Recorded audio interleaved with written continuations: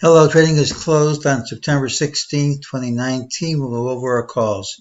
Look for the pattern with the early low. We got that. Tomorrow's pattern has the early low as well. Doesn't mean you won't gap up first. During the day, we got an ultimate sell signal that worked. MEJT said this rally would retrace, said this drop would retrace. That's already happened.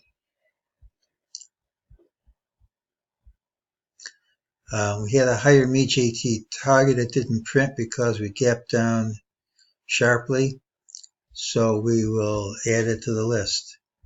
That's this number here. Getting close to these, haven't seen them. We said we returned to this blue line. We did, and there we stopped. We were thinking that the end of this rally leg was here. Still could be, would be a lot more convincing to me if the move down were impulsive. When you get moves which overlap like this, a lot of times they retrace. So the pattern for the high being in is still alive, but it's not as clear as I'd like it to be.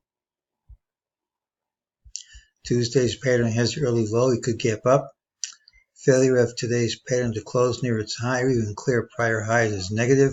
So is a deep early drop, and this pattern tends to be followed by lower prices. Catch is we gapped down, hit a lower low, and then closed over all the day's lows, and that's positive.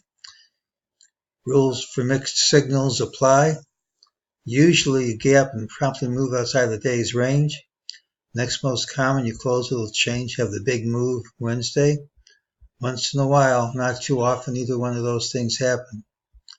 Hard to pick a directional move here. Usually when you get an early drop like this and can't clear the high, it's negative.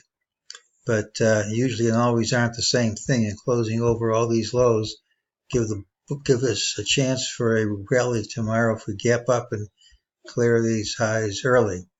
It's not my favorite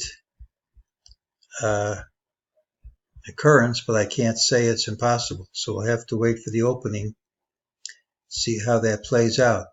Pattern with the early low could gap up, and that's today's call.